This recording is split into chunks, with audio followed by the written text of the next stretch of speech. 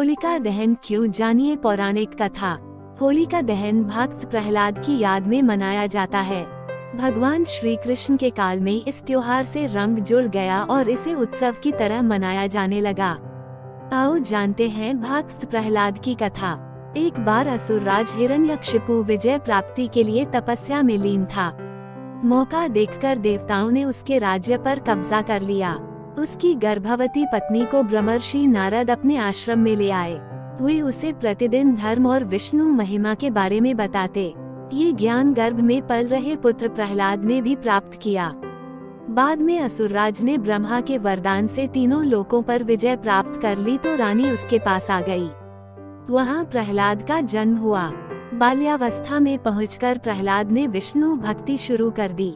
इससे क्रोधित होकर हिरण्यकशिपु ने अपने गुरु को बुलाकर कहा कि ऐसा कुछ करो कि यह विष्णु का नाम रटना बंद कर दे।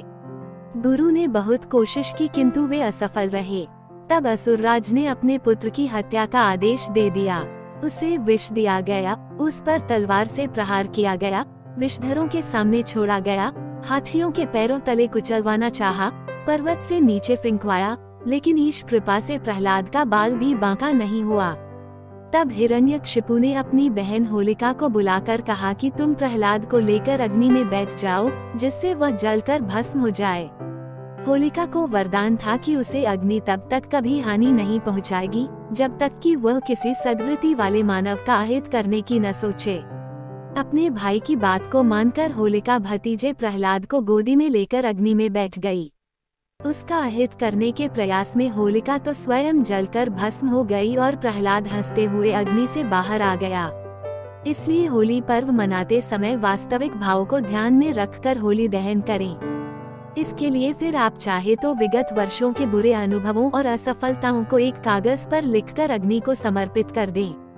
अपने मन में चल रहे नकारात्मक भावों को होली दहन में डाल दें। तभी आप भी सकारात्मकता सोच से आगे बढ़ते हुए प्रहलाद की तरह ईश कृपा के पात्र बन जाएंगे। Thanks for watching. Subscribe me please.